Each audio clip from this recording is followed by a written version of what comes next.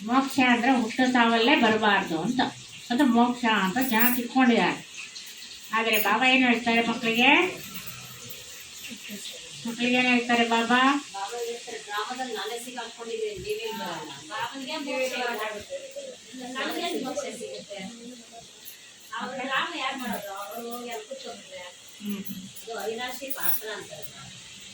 ಅಂದ್ರೆ ಮನುಷ್ಯರಿಗೆ ನರಕದ ಜೀವನದಿಂದ ಮುಕ್ತಿ, ಮತ್ತೆ ಸತ್ಯುಗದ ಸುಖ ಸಾಮ್ರಾಜ್ಯದ ಜೀವನ ಇದ್ದೇ ಇದೆ ಅಲ್ವಾ? ಹಂಗೆ ಬರೆದು ಹೋಗೋದ್ರಿಂದ ಮುಕ್ತಿ ಆಗಕ್ಕಾಗಲ್ಲ. ಸ್ವಲ್ಪ ಸಮಯ ಎಲ್ಲಿವರೆಗೂ ಅವ್ರಿಗೆ ಪಾತ್ರ ಇಲ್ವೋ ಅಲ್ಲಿ ತನಕ ಎಲ್ಲಿ ಇರ್ಬೋದು? ಪರಂಧಾಮದಲ್ಲಿ ಇರ್ಬೋದು. ಮತ್ತೆ ಪಾತ್ರ ಬಂದಾಗ ಇಳ್ಕೊಂಡು ಬರಲೇಬೇಕು. ಅದನ್ನ ತಪ್ಸಕ್ಕೆ ಯಾರ ಕೈಲೂ ಆಗಲ್ಲ. ಮೋಕ್ಷ ಅನ್ನೋದಂತೂ ಯಾರಿಗೂ ಸಿಗಲ್ಲ. ಪಾತ್ರವೇ ಮೋಕ್ಷನ ಹೆಸರೇ ಇಲ್ಲ ಸೃಷ್ಟಿ ನಾಟಕದಲ್ಲಿ. ಜನಗಳು ಮಾಡ್ಕೊಂಡಿರೋದು ಮೋಕ್ಷ ಅಂತ. ದೊಡ್ಡ ಗುರುಗಳು ಅವ್ರು ಹೇಳ್ತಾರೆ ಮೋಕ್ಷ ಅಂದ್ರೆ ಜೀವನದಲ್ಲಿ ಇದ್ಕೊಂಡು ಸುಖವಾಗಿರೋದಕ್ಕೆ ಮೋಕ್ಷ ಅಂತ. ಅವಾಗ ಅನ್ಕೊಂಡೆ ಮೋಕ್ಷ ಅಂದ್ರೆ ಗೊತ್ತಿಲ್ಲ. ಅವರು ಸಾಧು ಸಂತರು ಸನ್ಯಾಸಿಗಳೇನ್ ಹೇಳ್ತಾರೆ, ಜಗತ್ತಲ್ಲಿ ಸುಖ ಇದೆ ಅಂತ ಒಪ್ಪೋದೇ ಇಲ್ಲ ಅವರು. ಪ್ರಪಂಚದಲ್ಲಿ ಯಾವಾಗಲೂ ದುಃಖನೇ ಅಂತ. ಅವಾಗ ಶಾಸ್ತ್ರ ಪುರಾಣ ಕಥೆಗಳಲ್ಲಿ ಕೃಷ್ಣನ ಜೊತೆನಲ್ಲೂ ಕೂಡ ಕೃಷ್ಣ ಇದ್ದ, ದೇವತೆ ಅವಾಗ ವಂಶ ಇದ್ದ, ಹಸುರು ಇದ್ದ ಅಂತ ತೋರಿಸ್ಬಿಟ್ರು. ದೇವತೆಗಳಿದ್ದಾಗಲೂ ಹಸುರನ್ನ ತೋರಿಸ್ಬಿಟ್ಟು ಆ ದೇವತೆಗಳಿಗೆ ಕಾಟ ತಪ್ಪಿದ್ದಲ್ಲ, ಈಗಿದ್ದವ್ರಿಗೆ ಏನು ಕಾಟ ಇಲ್ದೇ ಹೆಂಗಿರೋದು ಅಂತ ಹಂಗನ್ಕೊಂಡು ದೇವತೆಗಳಾದಾಗಲೂ ಸುಖ ಇಲ್ಲ, ಈಗಲೂ ಸುಖ ಇಲ್ಲ. ಸುಖ ಅನ್ನೋದು ಭ್ರಮೆ. ಸುಖ ಅನ್ನೋದು ಸಾಸಿವೆ ಕಾಳಷ್ಟಿದೆಯಾ ಹೊರತು ಮಿಕ್ಕಿದ್ದೆಲ್ಲ ದುಃಖನೇ ಅಂತ ಅವರು ಫುಲ್ ಅದೇ ಅವರಿಗೆ ಇದು 100% ಗ್ಯಾರಂಟಿ ಆಗ್ಬಿಡಿ. ಹಾಗಾಗಿ ಅವರೇನು ತಿಳ್ಕೊಳ್ತಾರೆ, ಸುಖದ ಸಾಮ್ರಾಜ್ಯ ಒಂದು ಇದೆ ಅನ್ನೋದು ಕೂಡ ಕಲ್ಪನೆ ಕೂಡ ಮಾಡ್ಕೊಳ್ಳಿಕ್ಕೆ ಸಾಧ್ಯನೇ ಇಲ್ಲ.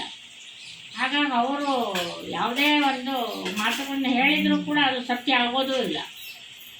ಈಗ ಬಾಬರವರು ನಮ್ಗೇನು ಮಾಡ್ತಾ ಇದ್ದಾರೆ, ವಾಸ್ತವಿಕ ಸತ್ಯವನ್ನು ಸ್ಮೃತಿ ಕೊಡ್ತಾ ಇದ್ದಾರೆ. ಹಿಂಗಿತ್ತು ಮಕ್ಕಳೇ ಅಂತ. ಈಗ ನಾವು ಅದನ್ನು ಅರ್ಥ ಮಾಡಿಕೊಂಡು ಬೇರೆಯವ್ರಿಗೂ ನಾವು ಬುದ್ಧಿಯನ್ನು ಕೊಡೋದೇ ನಮ್ಮ ಕರ್ತವ್ಯ ಆಗಿದೆ. ಯಾರು ಚೆನ್ನಾಗಿ ತಿಳ್ಕೊಳ್ತಾರೆ ಅವರು ಬೇರೆಯವ್ರಿಗೂ ಸ್ಮೃತಿ ಕೊಡ್ತಾರೆ. ಬೇರೆಯವ್ರಿಗೂ ಯಾರು ಸ್ಮೃತಿ ಕೊಡ್ತಾರೆ ಅವರೇ ಶ್ರೇಷ್ಠ ಪದವಿ ಪಡ್ಕೊಳ್ತಾರೆ. ಶ್ರೇಷ್ಠ ಪದವಿ ಪಡಿಬೇಕಂದ್ರೆ ಕಷ್ಟಪಡಬೇಕಲ್ಲ, ತಿಳ್ಕೊಳ್ಳಿಕ್ಕೆ ಚೆನ್ನಾಗಿ ಅರ್ಥ ಮಾಡ್ಕೋಬೇಕಲ್ಲ. ಶಿವಬಾಬಾ ಹೇಳಮ್ಮ ಜ್ಞಾನ ತಿಳ್ಕೊಬೇಕು, ಬೇರೆಯವ್ರಿಗೂ ಅರ್ಥ ಮಾಡಿಸ್ಬೇಕು. ಇದರಲ್ಲಿ ಪರಿಶ್ರಮ ಯಾವುದಾಗುತ್ತೆ? ಯೋಗ. ಶಿವಬಾಬಾ ನೆನ್ಪು ಮಾಡೋದು ಪರಿಶ್ರಮದ ಕೆಲಸ. ಎಲ್ಲ ಸತ್ಯ ಎಲ್ಲ ಗೊತ್ತಿರುತ್ತೆ, ಆದ್ರೆ ಮನಸ್ಸು ಬುದ್ಧಿ ಜೋಡಿಸುವಾಗ ಅನೇಕ ಡಿಸ್ಟರ್ಬೆನ್ಸ್ಗಳು ಗೊತ್ತಿದೆ. ಸತ್ಯ ಅಂದರೆ ದೇಹದಿಂದ ನೇರ ಆಗಿಬಿಡಲ್ಲ, ಸ್ವಲ್ಪ ಲೆಕ್ಕಾಚಾರ ಹೇಳ್ಕೊಳತ್ತದೆ. ಒಂದು ಸೆಕೆಂಡು ನೇರ ಆಗೋಣಪ್ಪ ಯಾವುದಕ್ಕೆ ಬೇಡ ಅಂದ್ರೆ ಅವಾಗಲೇ ಬರ್ತದೆ ಸಮಸ್ಯೆ. ಆರಾಮಾಗಿ ಕೂತ್ಕೊಂಡು ಯೋಗ ಮಾಡೋಣ ಅಂದವಾಗಲೇ ಎಲ್ಲಿದ್ದಲ್ಲ ಅವಾಗಲೇ ಬರ್ತದೆ ಅಲ್ವಾ? ಬಿಡೋದೇ ಇಲ್ಲ ಅಂತದೆ. ನಾವು ಅದನ್ನು ಬಿಟ್ಟರು ಅದು ನಮ್ಮನ್ನು ಬಿಡಲ್ಲ.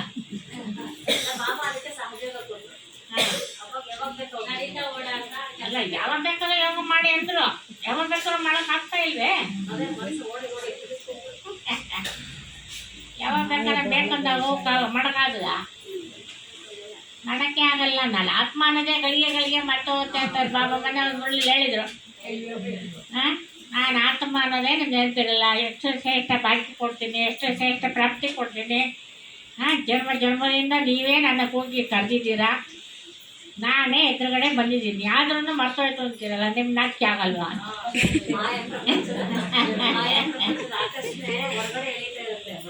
ಇಷ್ಟ ಪತಿತರಾಗಿದ್ದೀರಾ, ಭವನ ಆಗಬೇಕು ಅಂತ ಚಿಂತೆ ಇಲ್ವಾ ನಿಮಗೆ ಅಂತ ಮಾಮ ಏನು ಕೇಳ್ತಾನೆ ನೋಡಿ ಮುಳ್ಳಿಗೆ ಅಲ್ವಾ?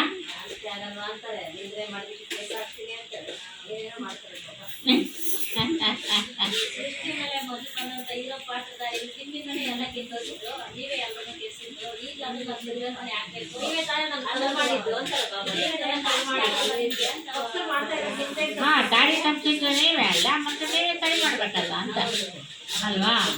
ಎಲ್ಲರನ್ನು ದಿಕ್ಕು ದೇಶ ತಪ್ಪಿಸಿದ್ ನಾವೇ ಅಲ್ವ, ನಮ್ಮಿಂದ ಎಲ್ಲರೂ ಕೆಟ್ಟೋದ್ರು. ನಾವೇ ರೆಡಿ ಮಾಡೋ ಪುರುಷಾರ್ಥ ಮಾಡಬೇಕಲ್ಲ. ನಾವು ರೆಡಿ ಆಗಬೇಕು, ಅನ್ಯರನ್ನ ರೆಡಿ ಮಾಡಬೇಕು.